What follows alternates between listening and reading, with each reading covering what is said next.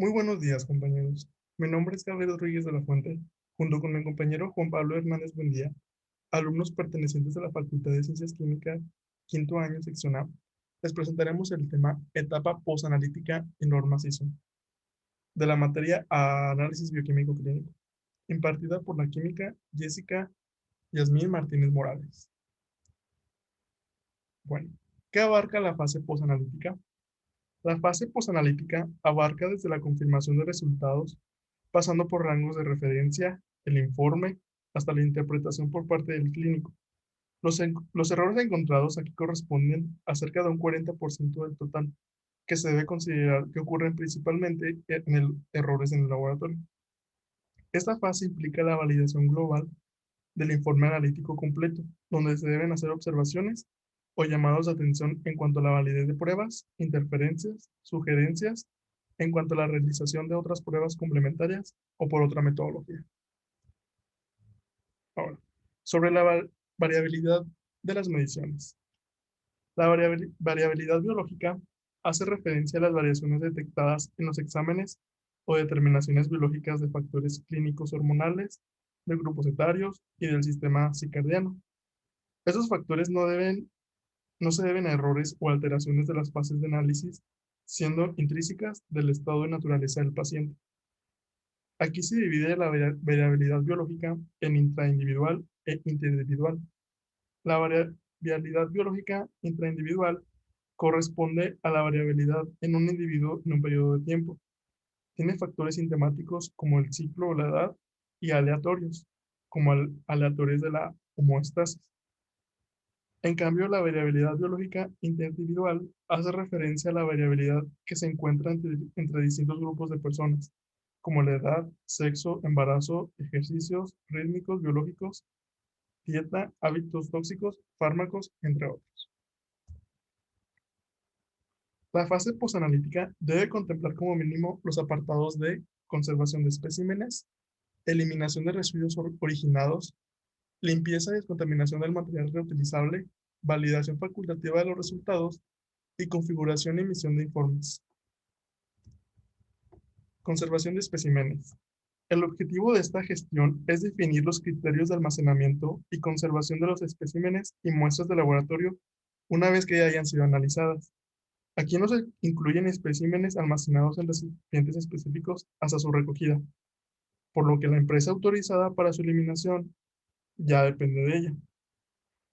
Hay que indicar que no existe una normativa de obligado cumplimiento que exija a los laboratorios de análisis clínicos a conservar muestras para nuevas peticiones analíticas. Sin embargo, este servicio se considera necesario para que un laboratorio sea competitivo frente a otros. En la conservación de especímenes de laboratorio hay que diferenciar entre los que se mantienen refrigerados y los que deben permanecer congelados. Los especímenes refrigerados son la sangre, orina, heces, esperma y otros líquidos corporales que no se deterioran a corto plazo y pueden ser requeridos para otras nuevas pruebas. Se estima que estos especímenes no deben de permanecer más de 7 días. Los especímenes congelados, como son el suero, la orina, heces, plasma y otros líquidos corporales, de los que es, sea previsible su uso a largo plazo. Salvo excepciones, no permanecerán más de 3 meses.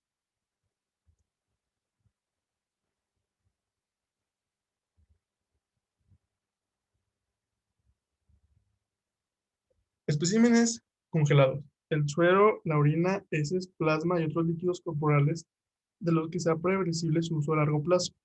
Salvo excepciones, no permanecerán más de 3 meses. El laboratorio dispondrá de una cámara frigorífica y de otra de congelación, que permitirán una conservación estable de las muestras.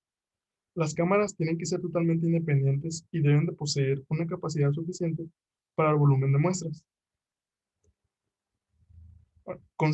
Algunas consideraciones a tener en cuenta para garantizar una gestión correcta y segura en materia de conservación de especímenes son: las muestras a conservar tienen que permanecer con su código de barras identificativo para garantizar la confidencialidad de los usuarios. Las muestras se tienen que almacenar en grupos atendiendo el tipo de especímenes y la fecha de toma de los mismos. Siempre se tienen que mantener en posición vertical para disminuir en la medida de lo posible, fenómenos que pudieran derivar del almacenamiento en el tiempo y que pudieran inhabilitar un posterior uso de los especímenes. Se corroborará que las muestras se conservan a temperatura idónea. Para ello se realizará un control y registro diario, y es totalmente prohibido guardar alimentos o bebidas en los sistemas de conservación. Esto debe indicarse con el pictograma de riesgo biológico. Eliminación de residuos originados. La actividad en el laboratorio generará inevitablemente residuos, siendo una fracción de estos de carácter peligroso, debiendo manejarse y eliminarse de la forma apropiada para evitar que se esparza en el medio ambiente, diseminando infecciones o contaminantes químicos.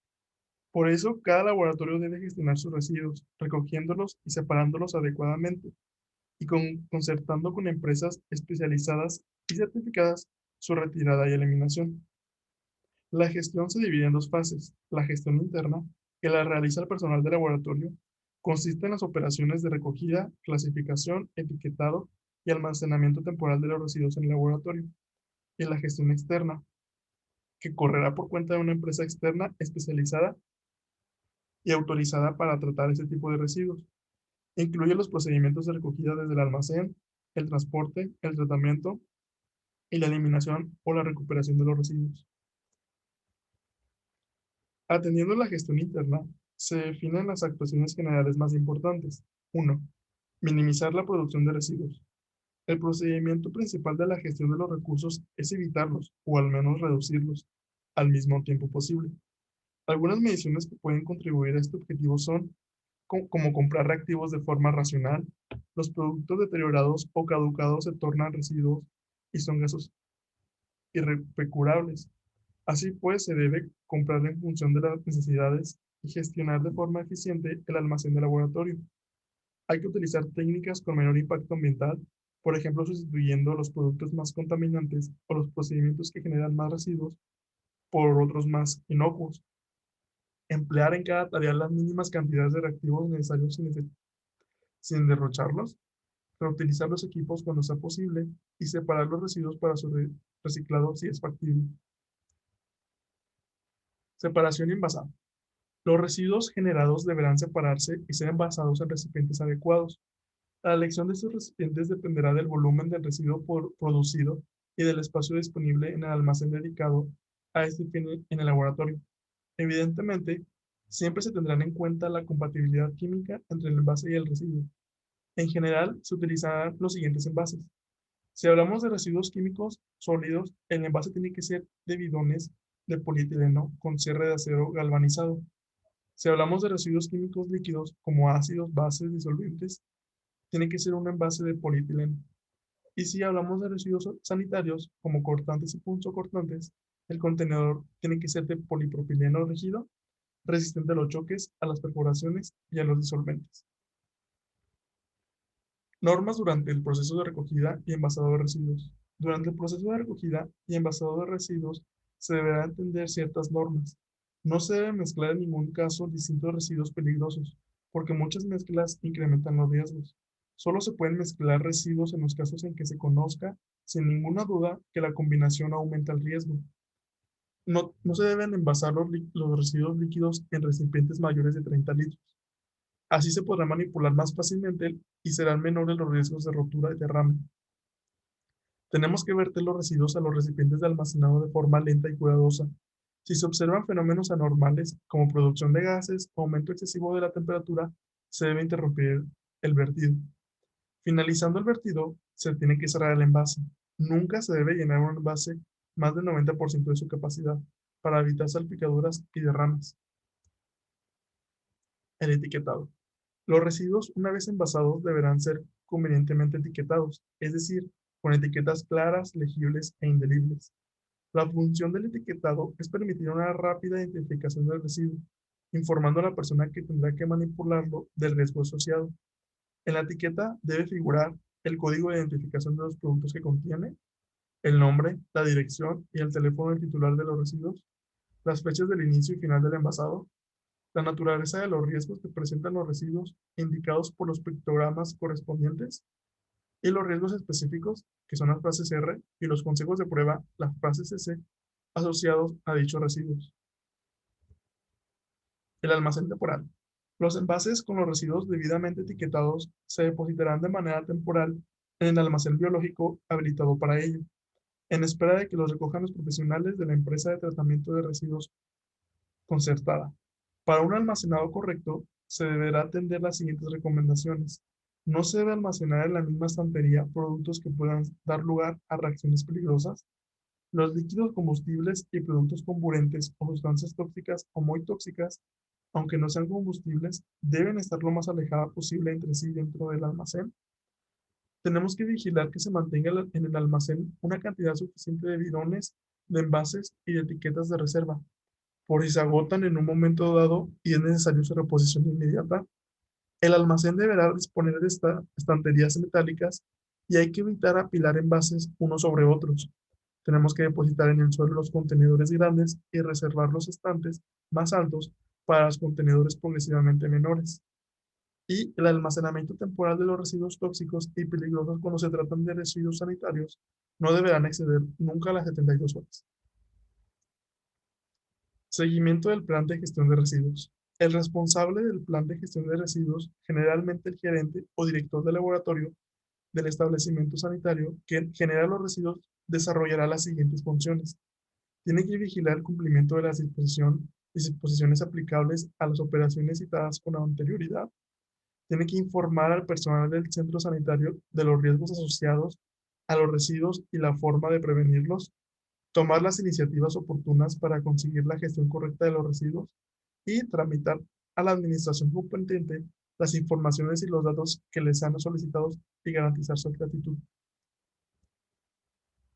Los tipos de residuos. Los residuos que se generan en el laboratorio de análisis clínico pueden clasificarse en tres grandes grupos, asimilables a los urbanos, químicos y sanitarios. Los residuos asimilables a los urbanos son aquellos residuos sin riesgo particular para la salud o para el medio ambiente. Con estos residuos nos referimos al vidrio, papel, cartón, plástico y metales, etc. Y es recomendable depositarlos en contenedores correspondientes como lo hacemos en la casa. Los res- como lo hacemos en la casa. Los residuos químicos es el tratamiento adecuado de los residuos químicos requiere separarlos en diferentes grupos en función de sus propiedades físico-químicas y de la posible reacción de incompatibilidad de sus mezclas. Por eso se clasifican los residuos químicos en 7 grupos, debiendo ser envasados por separado y reconociéndolos con etiquetas de diferentes colores. El grupo 1, que son disolventes halogenados, su etiqueta es naranja. El grupo 2 son disolventes no halogenados, etiqueta verde.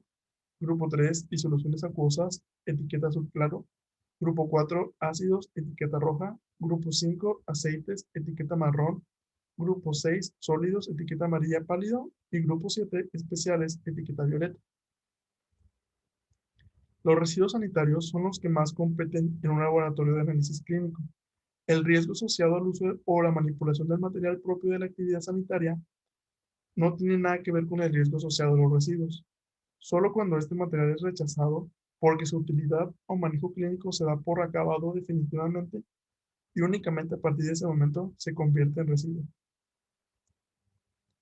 3. Limpieza y descontaminación del material reutilizable.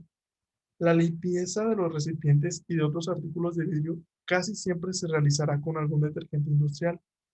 Si procediese después del tratamiento con detergente, se darán varios pases para agua desionizada. Rara vez eso es insuficiente, existiendo la posibilidad de tratarse con ácido nítrico o clorhídrico o con soluciones de bicromato de potasio y ácido sulfúrico. El secado se tiene que efectuar en una estufa a 90 grados centígrados durante 1 hora. Y para el material de plástico se recomienda usar detergentes ligeramente alcalinos o neutros, no iónicos, y realizar un cuidadoso enjuague con agua desionizada. Validación facultativa de los resultados. Todo resultado analítico obtenido pasa por 2 fases de validación antes de ser informado. La primera es la validación técnica, realizada por un técnico de laboratorio cuando los analizadores emiten los resultados. La segunda es la validación fisiopatológica, realizada por un facultativo cuando evalúa el informe global de un paciente, decidiendo su emisión o rechazo. La confirmación del resultado no esperado implicará, en primer lugar, la repetición del análisis de la materia, de la muestra a partir de la cual se obtuvo. De subsistir alguna duda al respecto, se debe tomar una nueva muestra o emplear otro método, si ello es posible. Todo laboratorio tiene que disponer de una metodología adecuada que permita, en caso de duda, poder establecer con seguridad que no existió confusión de ese tipo, y si sucedió, que permita resolver la situación.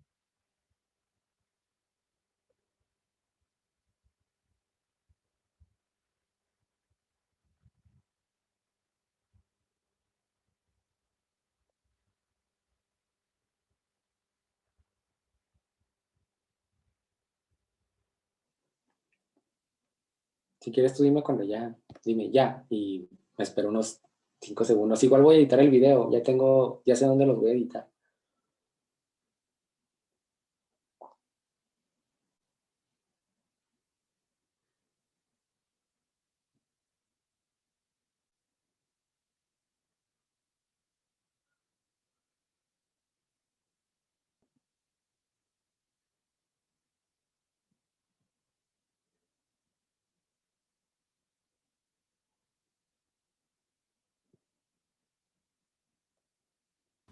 Ya. Bien, ahora tenemos el quinto apartado de la etapa postanalítica, el cual es la configuración y emisión de reportes. El informe de los resultados por parte del laboratorio representa la culminación de su trabajo, por tanto, es imprescindible redactar este documento con la precisión y seriedad que se merece.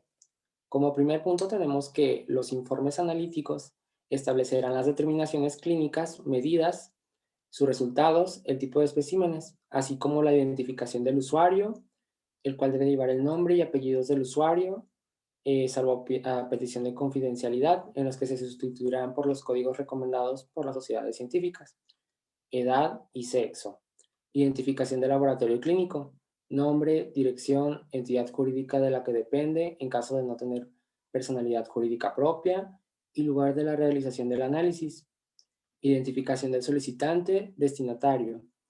A veces pueden coincidir. Este tiene que llevar el nombre y la dirección de la persona o la entidad a quien va dirigido el informe. También el nombre del médico prescriptor, la identificación del informe, el cual tiene que tener el código único en todas las páginas y la paginación adecuada, identificación de los especímenes y o muestras, se identifica el tipo de espécimen, sangre, orina de 24 horas, líquido cefalorraquídeo, de lo que se esté tratando o etcétera. Si procede, se incluirán comentarios sobre la calidad del espécimen. También las fechas en la cual se obtuvieron los especímenes, fecha de recepción en el laboratorio y si esta no coincide con la obtención del espécimen, la fecha, el análisis y la fecha de emisión del informe, límites de referencia y valores discriminantes de las determinaciones clínicas, identificación de la unidad responsable de la validación de los resultados. Esta identificación puede ser una firma del facultativo responsable si el informe de laboratorio clínico se emite en papel, o una clave o contraseña informática si el nombre del laboratorio clínico es electrónico.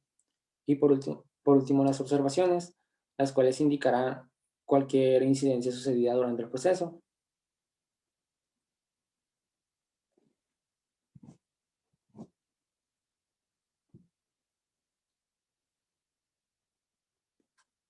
Bueno, como segundo punto tenemos que los resultados analíticos no producidos en el laboratorio deberán entregarse haciendo constar tal circunstancia. Los informes analíticos, la nomenclatura y las unidades se van a ajustar a las recomendaciones de las sociedades científicas y organismos internacionales. Deberá existir un registro de los informes analíticos sometido a la normativa que resulte de aplicación. Bien, otro punto importante dentro de este tema de las fases post-analíticas son los errores. Los errores más comunes en esta fase, que incluye las fases postmetrológica y postmet... Ah, perdón, me equivoqué. Ok, perdón. Bueno. Otro punto importante en la fase post-analítica son los errores. Los errores más comunes en esta fase, que incluye las fases postmetrológica y posexaminatoria, ay, perdón, otra vez, posexaminatoria, ok, ya ahora sí. Otro punto importante dentro de este tema son los errores. Los errores más comunes en esta fase, que incluye las fases postmetrológica y postexaminatoria, son las siguientes. Los errores en la transcripción de resultados. La mayor parte de errores en esta fase se debían anteriormente a la transcripción manual de resultados. El uso de la informática ha evitado estos errores, ya que los resultados pasan directamente del analizador al sistema de información del laboratorio clínico. Los errores en el cálculo de magnitudes biológicas. Algunas magnitudes se calculan a partir de otras, como por ejemplo el cálculo de la concentración del colesterol de LDL en el suero a partir de las concentraciones de colesterol total, colesterol HDL y triglicéridos en el suero. El cálculo manual puede dar lugar a errores, pero actualmente estos errores se pueden evitar ya que el programa informático del laboratorio clínico realiza los cálculos necesarios. Errores relacionados con la comunicación de valores alarmantes. Otro de los errores que se producen es la no comunicación de valores alarmantes. Un valor alarmante es un resultado de una medición o de un examen in vitro que comporta un riesgo grave para la vida del paciente en el que se observa y debe ser comunicado de forma inmediata al solicitante. Por tanto, el hecho de comunicarlo es un error con consecuencias potencialmente graves para el paciente. Los laboratorios deben llevar un registro de los valores alarmantes detectados y la fecha a quien se le ha comunicado.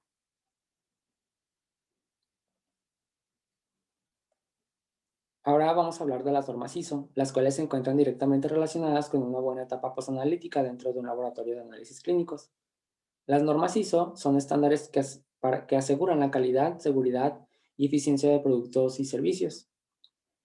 Sus siglas traducidas del inglés eh, podemos entenderlas como la Organización Internacional de la Normalización o Estandarización.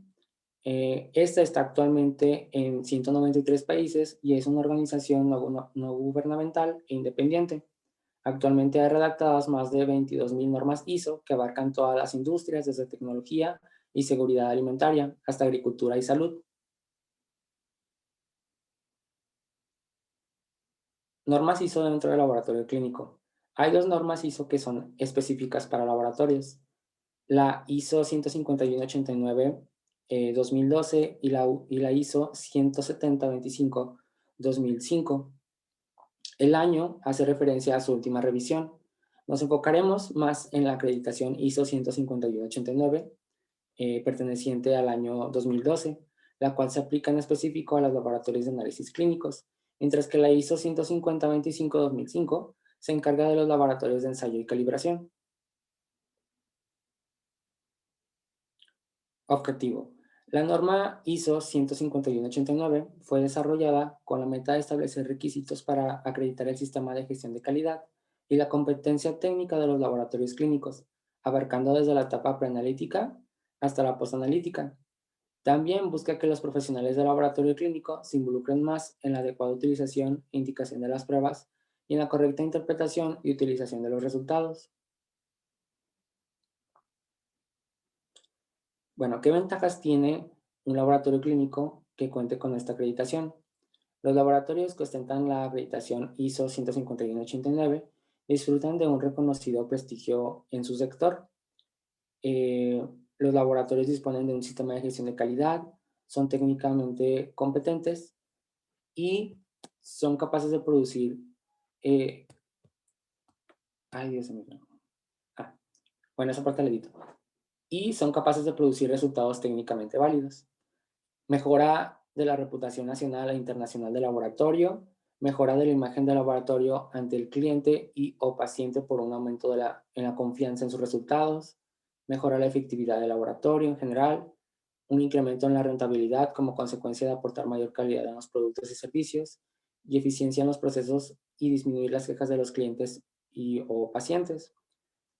Algunas organizaciones, tanto públicas como privadas, solo contratan laboratorios acreditados.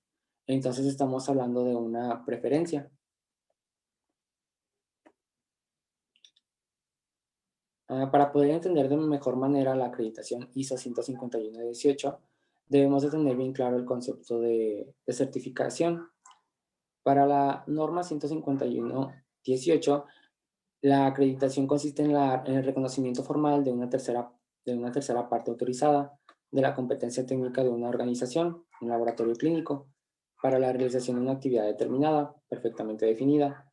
En cambio, la certificación comprendida por la norma ISO 9001 permite una mayor actividad para establecer la conformidad de una determinada organización con los requisitos definidos en normas o especificaciones técnicas. Aclarar que pues, muchos laboratorios comienzan con la certificación de la norma ISO 9001 y luego avanzan a la acreditación de la norma ISO 15189, ya que los requisitos en cuanto a gestión son equivalentes, pero no suficientes para demostrar que los resultados son técnicamente fiables. Disciplinas. Su uso abarca todas las disciplinas incluidas dentro de la denominación genérica de un laboratorio clínico y que se dedica al análisis biológico, microbiológico, inmunológico, químico, inmunohematológico, hematológico, biofísico, citológico, patológico o de otro tipo de materiales derivados del cuerpo humano.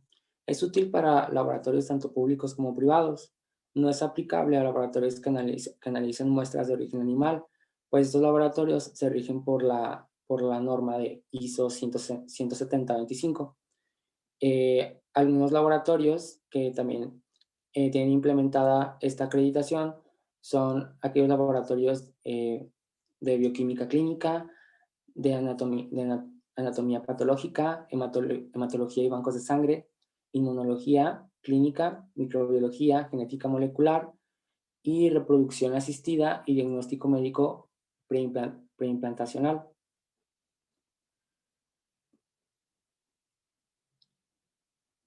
Para que un laboratorio de análisis clínicos pueda conseguir esta acreditación, es necesario que éste cuente con ciertos requisitos que van desde los ámbitos de gestión, sector y técnicos. Los requisitos relativos a gestión son la organización y responsabilidad de la dirección, sistema de gestión de la calidad, control de la documentación, contratos de prestación de servicios, análisis efectuados por laboratorios, subcontratistas, servicios externos y suministros.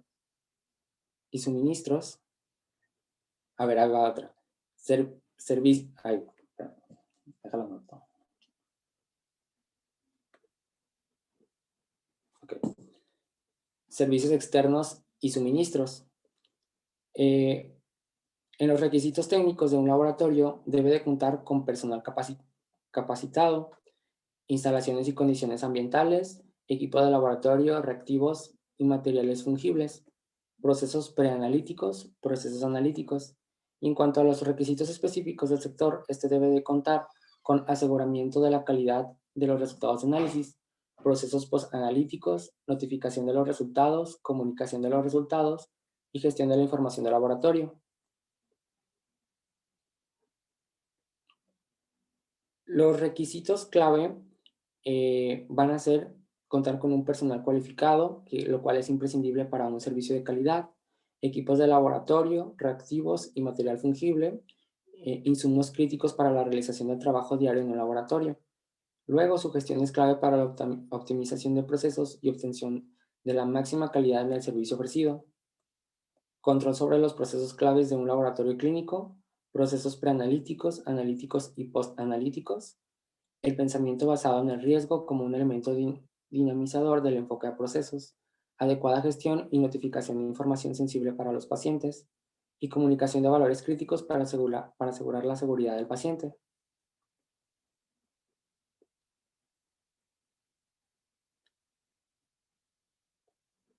Cláusulas. Dentro de las cláusulas, dentro de las cláusulas, dentro de la acreditación ISO 15118, tenemos diversas cláusulas. Dentro de la acreditación 15118, contamos con diversas cláusulas. Las que consideramos más importantes corresponden al apartado del 5.1 a la 5.10. En la cláusula 5.1 hacemos referencia a lo personal. El laboratorio debe disponer de un procedimiento documentado que permita la adecuada cualificación del personal, asegurar la competencia de todo el personal, supervisar personal en formación, Debe tener la debida calificación, formación teórica y práctica, experiencia o aptitudes. Se deben fijar objetivos de formación y capacitación del personal, política y procedimientos para detectar necesidades de formación, establecer programas de formación y acogida para personal nuevo. Personal clave debe estar en plantilla. Registros de autorización del personal por la Dirección para la realización de tareas técnicas. En la cláusula 5.2 tenemos las instalaciones y condiciones ambientales. Se debe disponer de un espacio diseñado para garantizar la calidad, seguridad y eficacia del servicio. Precaución con la salud y seguridad del personal de laboratorio, pacientes y visitantes. Se deben vigilar, controlar y registrar condiciones ambientales. Interrumpir trabajos si las condiciones no son adecuadas. Separar áreas incompatibles para evitar contaminación cruzada. Controlar acceso para mantener condiciones ambientales. Tener en cuenta cuando proceda las adecuadas provisiones y se realiza el análisis o toma de muestra fuera del laboratorio. Instalaciones adecuadas para personal y pacientes. Dentro de la cláusula 5.3 tenemos los equipos, reactivos y materiales fungibles. Dentro de los equipos debemos de tener un control, una identificación, ficha e historial. Debemos de contar con un mantenimiento preventivo y correctivo, gestión de anomalías y residuos y por último una calibración. Dentro de los reactivos y materiales fungibles, el laboratorio debe establecer un sistema de control de inventario para los reactivos y materiales fungibles. Se deben mantener registros para cada reactivo y material fungible que contribuye al desempeño de los análisis.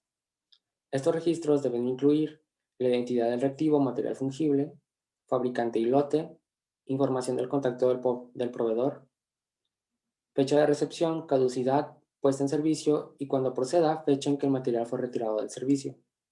En el apartado 5.4 hace referencia a los procesos preanalíticos. La información para los pacientes y usuarios simple y clara ha de proporcionar información de los servicios de laboratorio para usuarios y pacientes, una hoja de petición o un equivalente electrónico con todos los datos del paciente, pruebas, médico, peticionario, etc. Una adecuada toma y manipulación de la muestra primaria, transporte, recepción y preparación eficaz previo al análisis.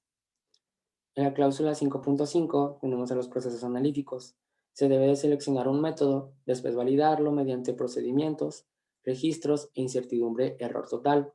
Después, elaborar documentos que estén bien cimentados en la estructura y contenidos de los procesos.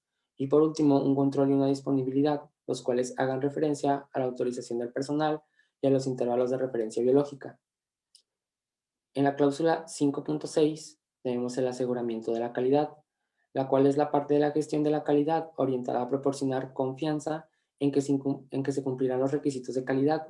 El laboratorio debe de verificar que los resultados gozan de la calidad prevista mediante un control de calidad interno y intercomparaciones. Cláusula 5.7, procesos postanalíticos. El laboratorio debe de asegurar que el personal autorizado revisa los resultados del análisis antes de comunicarlos y evaluarlos bajo el control de calidad interno y si procede teniendo en cuenta la información clínica disponible y los resultados de análisis procedentes. Un control y adecuada gestión de almacenamiento, retención y desecho de las muestras clínicas. En la cláusula 5.8 tenemos la notificación de resultados, el contenido mínimo de informes y certificados, una identificación clara sin ambigüedad del análisis, incluyendo cuando proceda el procedimiento analítico, la identificación del laboratorio que emitió el informe, la identificación de todos los análisis que han sido realizados por un laboratorio subcontratista, la identificación del paciente y su ubicación en cada página, el nombre y otro identificador único del solicitante y la información del contacto del mismo, la fecha de la toma de la muestra primaria y la hora si fuera relevante. En la cláusula 5.9 tenemos la comunicación de los resultados. Las condiciones mínimas a cumplir es cuando la calidad de la muestra primaria recibida es inadecuada para el análisis. Así se indicará en el informe de laboratorio. Cuando los resultados del análisis se encuentran dentro de los intervalos alarmantes establecidos, se han de mantener registro de las acciones tomadas que documentarán la fecha, hora, miembro del personal del laboratorio, la persona a quien se avisa y los resultados. Si el laboratorio implementa un sistema para la selección y notificación automatizadas de los resultados, debe establecer un procedimiento donde figuren los criterios para la selección y notificación y notificación automatizadas. Y por último, en la cláusula 5.10 tenemos la gestión de la información del laboratorio. El laboratorio debe tener acceso a los datos e información necesarios para proporcionar un servicio que cumpla las necesidades y requisitos del usuario. El laboratorio debe disponer de un procedimiento documentado para garantizar la confidencialidad permanente de la información del paciente, un certificado de confidencialidad firmado por todo el personal. Bueno, para finalizar, queremos mencionar que existen algunos mitos y leyendas acerca del nivel de burocracia de esta acreditación.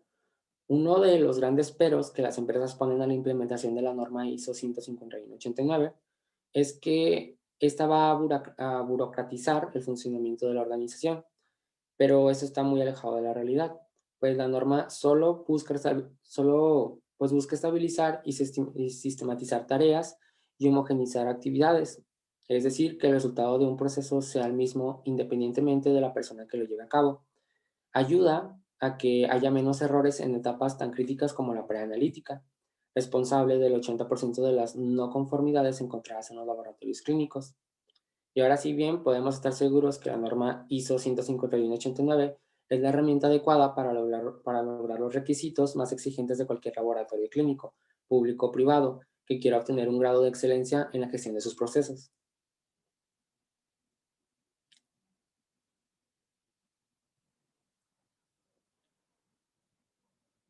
Gracias.